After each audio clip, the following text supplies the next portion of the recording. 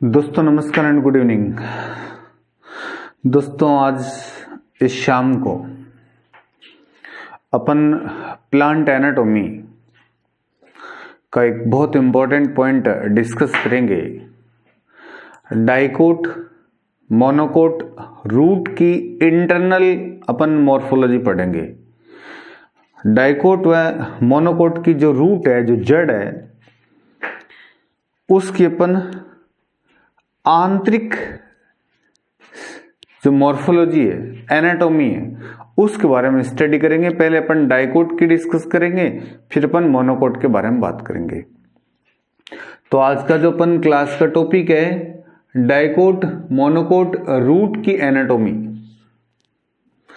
इधर आप देखो अपन डिस्कस कर रहे हैं डाइकोट की द्विबीजपत्री की, अपन रूट की एनाटॉमी पढ़ रहे हैं। आप इस डायग्राम को ढंग से देखो। एक डाइकोट प्लांट की रूट अपन बाहर से अंदर की तरफ देखते हैं तो ये सीक्वेंस होता है, ये क्रम होता है उसकी एनाटॉमी में। सबसे बाहर होती है एपिडर्मिस, और रूट की एपिडर्मिस को एपिब्लेमा कहते हैं, या इसी को राइजोडर्मिस या पीलीफेरस लेयर या एक्सोडर्मिस कहते हैं। बहुत स्पेशल है कि पीलीफेरस लेयर क्या चीज है, एपिब्लेमा क्या चीज होती है, राइजोडर्मिस क्या चीज होती है। रूट की जो सबसे बाहरी परत डाइकोट रूट की जो एपिडर्मिस है, उसी को एपिब्लेमा, उसी को एक्सोडर्मिस, इसी को राइजोडर्मिस, इसी को पीलीफेरस परत कहते हैं। आप देखो रूट की दोस्तों एपिडर्मिस होती है, इसके ऊपर क्यूटिकल नहीं होती है, स्टोमेटा भी नहीं होते हैं, और वेरी इंपॉर्टेंट है इसमें रूट हेयर होते हैं। वो कैसे होते हैं? यूनिसेलुलर होते हैं, लिविंग होती है। ये रूट हेयर होते हैं, यूनिसेलुलर होते हैं, लिविंग होती है, क्यूटिकल नहीं होती, स्टोमेटा नहीं होते हैं। अब इसके अंतर्गत ये जो एपिडर्मिस है इसको अपन एक्सोडर्मिस कहते हैं। जब ये नष्ट हो जाती है तो कोर्टेक्स के द्वारा बनती है। आप देखो जब नष्ट हो जाती है तो कोर्टेक्स के द्वारा बनती है, और जो कोर्टेक्स के द्वारा बनती है उसके ऊपर किसका जमा होता है? क्यूटिन में सुबेरिन का क्या रहता है? जमाव रहता है। और वेरी स्पेशल है कि रूट की अपन डाइकोट रूट की जब अपन एनाटॉमी देखते हैं तो उसमें हाइपोडर्मिस एब्सेंट होती है, हाइपोडर्मिस नहीं होती दोस्तों इसके अंदर। अब यदि अपन बात करें जब एपिडर्मिस से इसके नीचे अपन जाते हैं, हाइपोडर्मिस होती नहीं तो कोर्टेक्स देखते हैं। और डाइकोट की रूट का जो कोर्टेक्स है पेरेन्काइमा का होता है। वेरी इंपॉर्टेंट, ये प्रकाश संश्लेषण का काम नहीं करता है। पेरेन्काइमा टिश्यू प्रकाश संश्लेषण का काम नहीं करता है। और जनरल कोर्टेक्स के अंतर्गत जो पार्ट है आगे वाला एंडोडर्मिस है। कोर्टेक्स का जो पार्ट है एंडोडर्मिस, और एंडोडर्मिस दोस्तों रूट के अंतर्गत वेरी स्पेशल होता है। आपको मैंने यहां पर समझाने की कोशिश की, आप देखो समझ सकते हो। यहां पर क्या होती है? एक सिंगल लेयर है, एक परत है। इसमें सिंगल लेयर के ऊपर क्या होता है? एक डिसकंटिन्यूअस असतत परत है। वह असतत जो परत है वो पट्टी है, वो पट्टी कस्पेरियन पट्टी है। एंडोडर्मिस के ऊपर जो असतत डिसकंटिन्यूअस लेयर है वह कस्पेरियन पट्टी है। अब इस कस्पेरियन पट्टी के अंतर्गत यदि अपन देखते हैं ये असतत होती है। इसमें आप ढंग से देखो, जो प्रोटोजाइलम के सामने वाली सेल है, प्रोटोजाइलम के सामने वाली सेल है वो कौन सी होती है? पत्त कोशिकाएं या पासे सेल है। और जो दूसरी सेल है वो कौन सी है? कस्पेरियन सेल है। मतलब एंडोडर्मिस में दो प्रकार की सेल है। जो ढोलकाकार सेल होती है दो प्रकार की है, एक तो कस्पेरियन सेल है, एक पासिस सेल है। जो प्रोटोजाइलम के सामने होती है वह कौन सी होती है? पासिस सेल होती है। और इस कस्पेरियन पट्टी के ऊपर क्या होता है? लिग्निन और सुबेरिन का जमा होता है। मेनली किसका जमा होता है? सुबेरिन का जमा होता है। दोस्तों यदि अपन देखें कि इसके अंतर्गत जो रूट की एंडोडर्मिस होती है कैसी होती है? एक सेलर, यूनिसेलुलर, एक कोशिकीय होती है। इस पर लिग्निन और सुबेरिन का जमा होता है। मेनली किसका जमा होता है? सुबेरिन का। और सुबेरिन का जमाव कैसा होता है? अरी होता है, टेंजेंशियल होता है, डिसकंटिन्यूअस होता है। जहां पर यदि इस सुबेरिन का जमा होता है उस को अपन क्या कहते हैं, कैस्पेरियन सेल कहते हैं। और जहां पर जमाव नहीं होता है, अनुपस्थित होता है जमाव, उसको अपन ट्रांसफर या पथ कोशिका कहते हैं। और पथ कोशिका वेरी इंपॉर्टेंट है। यदि अपन बात करें तो प्रोटोजाइलम के सामने होती है और वेरी स्पेशल काम करती है। ये एंडोडर्मिस से कोर्टेक्स में पानी का क्या करती है, ट्रांसफर करती है। जहां पर लिग्निन और सुबेरिन का जमा होता है वहां पर कौन सी सेल होती है, कैस्पेरियन सेल।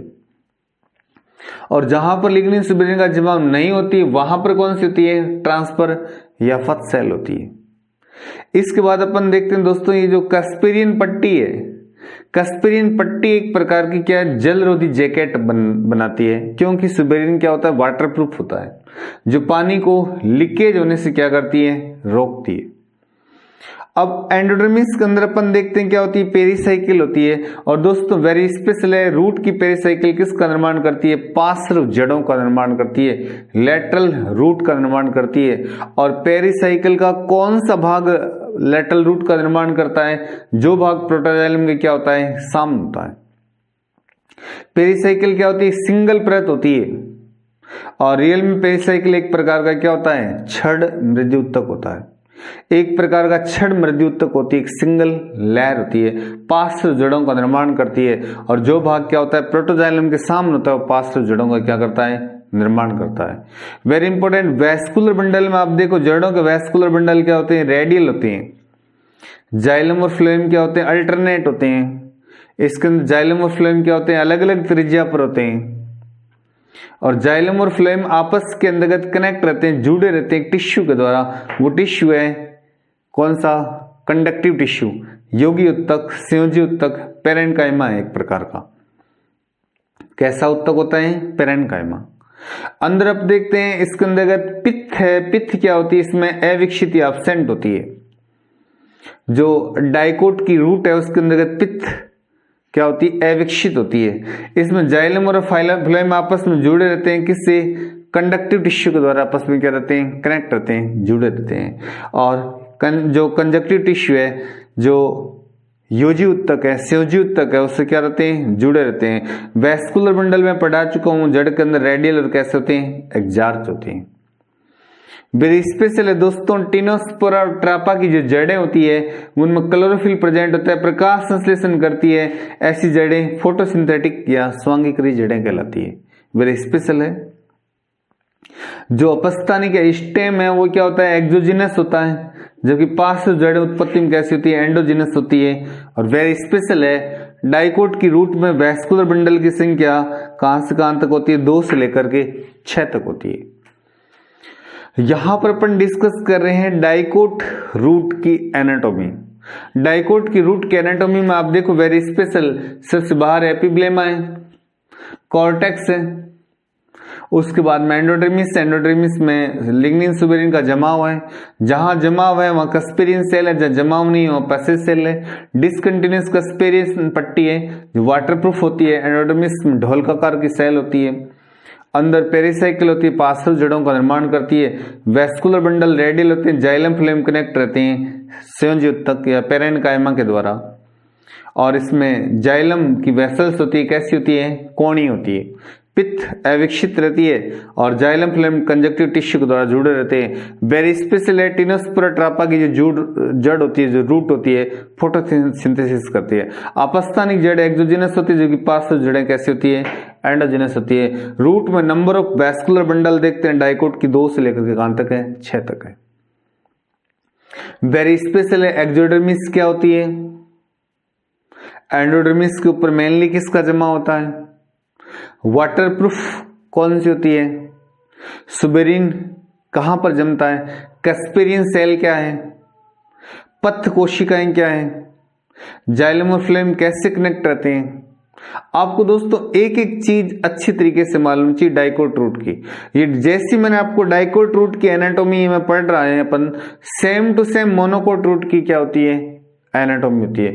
दोस्तों डाइकोट और मोनोकोट रूट की जो एनाटॉमी है वो सेम है, थोड़ा हल्का सा दोनों के अंतर्गत क्या होता है, अंतर होता है, जो अपन डिस्कस करेंगे।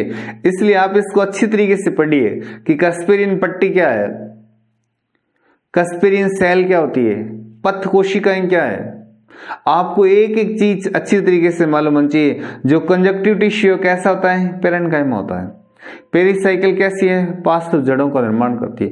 पेरिसाइकिल कितनी लेयर होती है, एक परत होती है। कैसी होती है, छड़ पेरेन्काइमा, रोड पेरेन्काइमा, अर्थात छड़ मृद्युतक है। वाटरप्रूफ जैकेट कौन बनाती है, आपको एक एक अच्छी तरीके से मालूम होना चाहिए, एक एक चीज अच्छी तरीके से क्लियर होनी चाहिए। अब दोस्तों अपने पास जो मोनोकोट है, यदि अपन इसके अंतर्गत मोनोकोट और डाइकोट की, मैंने आपको कहा था कि रूट की एनाटॉमी लगभग क्या होती है, सेम होती है। थोड़ा सा कुछ अंतर है और सब सेम है। आप देखो एपिडर्मिस देखें, सब कुछ सेम है, बट ये जल्दी नष्ट हो जाती है, जो कि मोनोकोट की एपिडर्मिस लंबी चलती है। इसमें पेरिसाइकिल सिर्फ पार्श्व मूल और सेकेंडरी मेरिस्टेम का निर्माण करती है, जबकि यहां पर देखो इसके अंदर अपन बात करें सिर्फ एंड सिर्फ पार्श्व लैटरल रूट का निर्माण करती है मोनोकोट के अंदर। वेरी स्पेशल है, यहां पर एंडोडर्मिस है कम विकसित होती है या एंडोडर्मिस वेल डेवलप होती है।